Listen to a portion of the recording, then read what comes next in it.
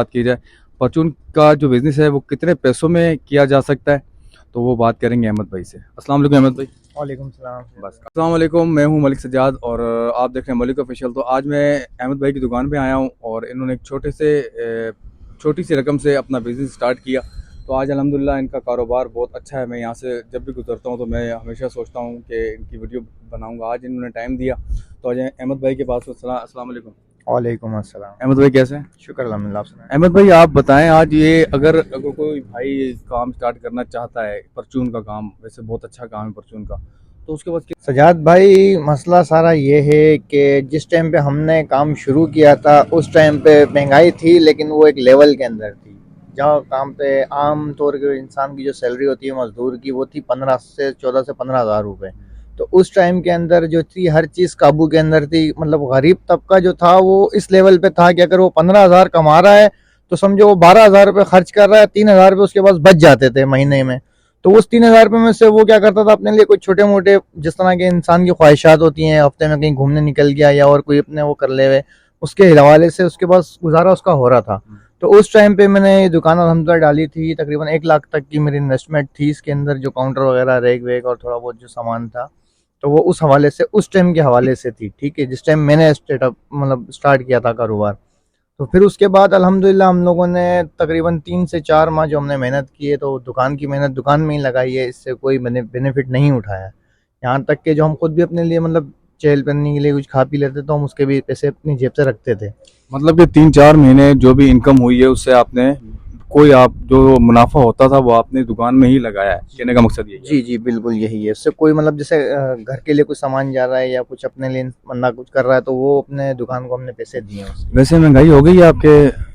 सजाद भाई, मेरा main topic ही महंगाई की तरफ है। मैंने आपको कहा कि चलिए महंगाई के ऊपर तो मैं बात करता हूँ आपसे। आप मुझे ये बताएं कि अगर कोई भाई परचून का काम स्टार्ट करना चाहता है तो उसके पास कितनी इनकम होनी चाहिए या क्या कितने पैसे होने चाहिए कि वो छोटी सी दुकान खोल ले? यार, इस टाइम पे पहले तो मेन चीज़ ये है कि उसकी बैक मजबूत होनी चाहिए। बैक मजबूत से मुराद, जैसे आप कोई भी नया काम अगर खोलते हैं तो आपको कम अज़ कम उसके अंदर थोड़ा बहुत एक्सपीरियंस होना चाहिए। मतलब कैसे? मतलब ऐसे है कि अगर आप मिसाल के तौर पे आप अगर एक न्यूट्रल बंदे हैं, आप अगर दुकान खोलना चाहते हैं, तो आप पहले, जैसे मैं आपका फ्रेंड हूँ, इस तरह हर इंसान के दुआ सलाम यारी दोस्ती हर जगह होती है। तो आपको पहले उसके पास 1 महीना डेढ़ बैठना चाहिए। मेरा जो अपना पर्सनली जो है मशवरा यही है कि आप किसी दुकान पे महीना डेढ़ बैठें, क्योंकि हर इंसान की नेचर अपने हिसाब से होती है। कुछ लोग ऐसे होते हैं कि बोलते हैं कि यार बस मैंने आज दुकान खोली, शटर उठाऊं और रात को कमाऊं, शाम को दिहाड़ी अच्छा करूं। ये बताएं अहमद भाई, ये जरा दिखाना दुकान इनकी, दिखाना ये दुकान की लोकेशन दिखा दें, कितना सामान है, कितनी बड़ी दुकान है, कितनी छोटी दुकान है, पहले दिखा दें सही तरह से। फिर मैं 1500 रुपये की हो जाती है आपको बचत तकरीबन पूरे दिन की? यार, ये तो देखें, मुल्क के हालात इस टाइम पे इस तरीके से चल रहे हैं। अब मिसाल के तौर पे अब ये एक छोटा सा बल्ले की तरफ मैं आपको ले चलूं।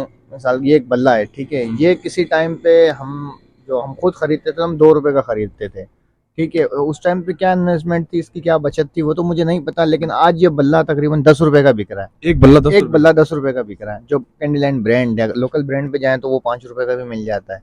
ठीक है, अब मिसाल के तौर पर शैम्पू है 2-2 रुपए के हुआ करते थे, आज ये 5 रुपए का एक शैम्पू हो गया है। ठीक है, तो इस हवाले से इन्वेस्टमेंट बढ़ गई है।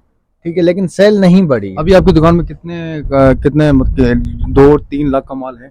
तकरीबन 2-2.5 लाख के राउंड अबाउट होगा। 2-3 लाख के है। क्योंकि मिसाल अगर मैंने अब एक बल्ले की मिसाल देना, अगर आप खाली एक शैम्पू के ऊपर भी अगर आप आ जाते हैं, जो एक शैम्पू अगर आप लेके बैठे हैं, तो वो तकरीबन 260 रुपए का, 250 रुपए का। कितनी आपकी सेल होती है दिन की? सेल कितनी है?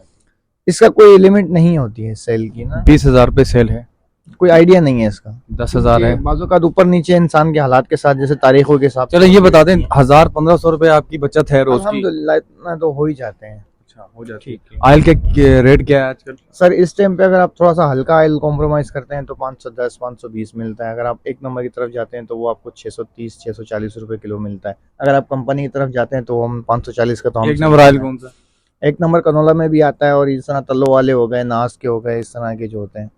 तो अहमद भाई, महंगाई हो गई है? आपको लगता है महंगाई हो गई है? अगर हो गई है तो आप क्या कहते हैं कि हुकूमत जिंदाबाद या पाकिस्तान जिंदाबाद?